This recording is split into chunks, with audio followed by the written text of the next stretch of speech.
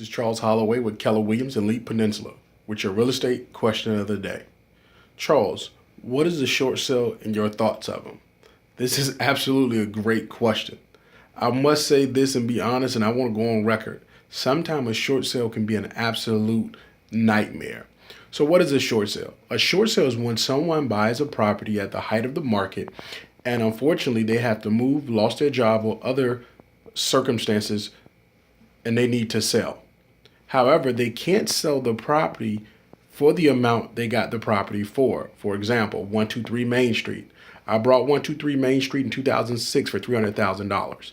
However, that same property, 123 Main Street, is only worth about $200,000 in today's current market. But I'm military and I have to leave. So what do? As the seller, I can call the bank and ask the bank, can I do a short sale? Let's just say this. The approval for a short sale is not guaranteed. It is truly up to the lender to decide whether or not you can do a short sale.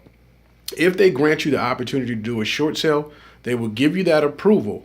But as the seller and as a buyer, you have absolutely no control. When I say no control, I mean no control, because they dictate how much the property can sell for or how much of a loss they're willing to take, whether they're going to pay any or all closing costs, and when it can actually close. I've noticed in my personal experience, these can be a bit cumbersome for first-time buyers. The seller is in no position to do any repairs. The bank is taking a loss. And let's just say it's Bank of America, for instance. They have billions of clients, and unfortunately, they're not going to move as swiftly and expeditiously as you would like. I'm going to stop here today on short sales. More on this tomorrow. It's such a giant and a beast. We have to cover it over the course of 2 days.